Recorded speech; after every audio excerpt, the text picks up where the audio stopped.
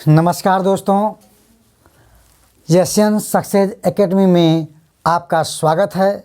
जैसे कि अब तक हमने कई वीडियो अपने यूट्यूब चैनल पर डाला है, लेकिन आज हम शुरू करेंगे नेट जेआरएफ वाले बच्चों के लिए शिक्षण आवृत्ति अर्थात टीचिंग एप्टीट्यूड।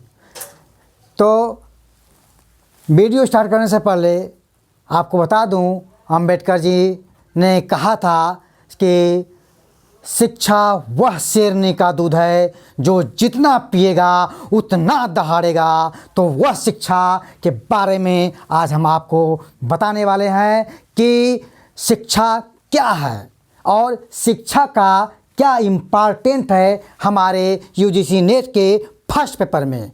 तो शुरू करते हैं शिक्षण अभिवृत्ति। आपको बता दें कि शिक्षण अभिवृत्ति में जो शिक्षा है यह शिक्ष धातु से बना है और शिक्ष धातु का अर्थ होता है, आपको बता दें कि ज्ञान प्राप्त करना। क्या होता है? ज्ञान प्राप्त करना। अब ज्ञान प्राप्त करना यह तो शिक्षा हो गया, लेकिन अपने संस्कारों को, अपने संस्कारों एवं व्यवहारों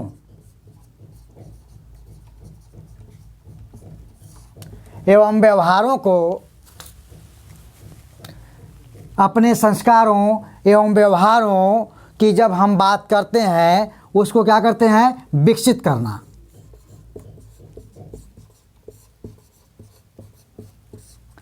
और जब ऐसा काम हो जाता है तो वह इंसान एक सभ्य व शिक्षित हो जाता है। तो आपको बता दें, जब बात आती है शिक्षण अभिवृत्ति की, तो शिक्षण अभिवृत्ति दो शब्दों से मिलकर बना है, शिक्षण और अभिवृत्ति।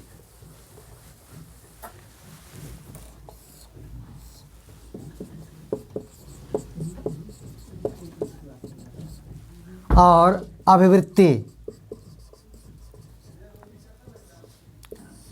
अब शिक्षण का मतलब होता है कि सिखाने वाला, अभिवृत्ति मतलब कि उसके जितने भी पार्ट होते हैं उसको।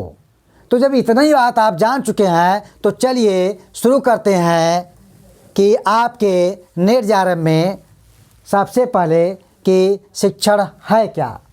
तो आपको बता दें कि समाज, शिक्षा, पाठ्यक्रम और टीचर। तो आपको बता दें कि सबसे पहले शिक्षण और अधिगम।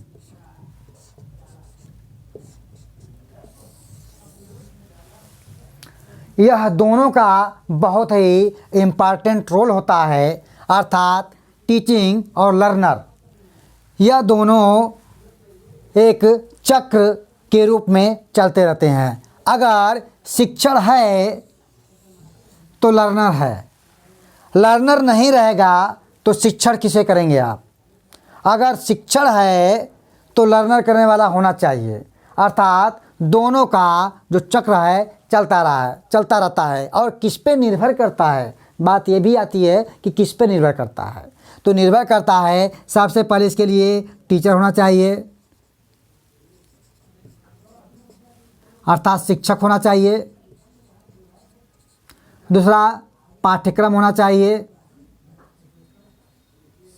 सिलेबस होना चाहिए और स्टूडेंट्स होने चाहिए या विद्यार्थी। अब देख लीजिए, ये तीनों ही शिक्षा के लिए बहुत ही नेसेसरी हैं।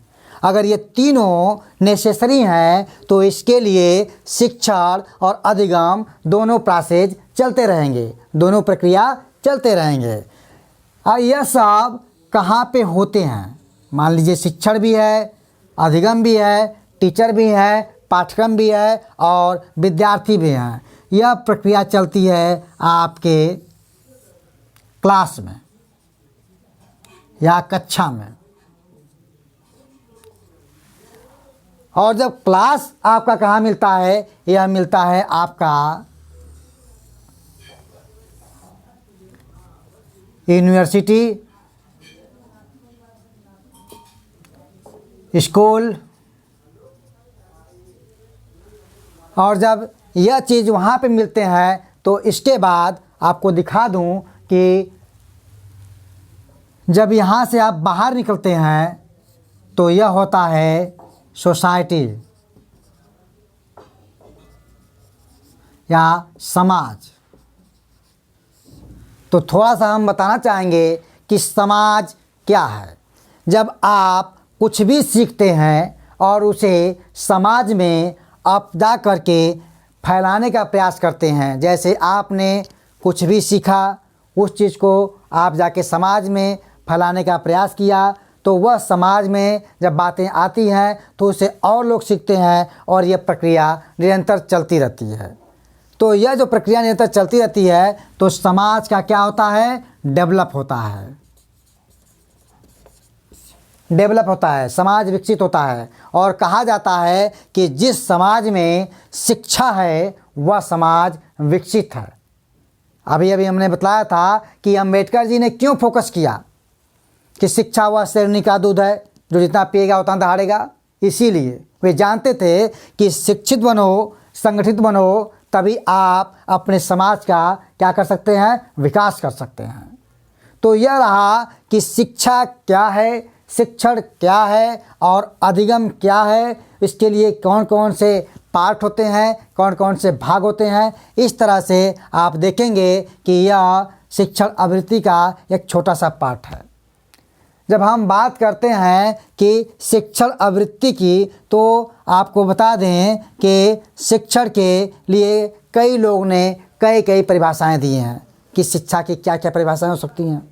आप अरस्तु को ले लीजिए, आप हेनरिच को ले लीजिए, बहुत सारे फिलॉसफी थे, वे इस पे अपना बातें रखे हैं।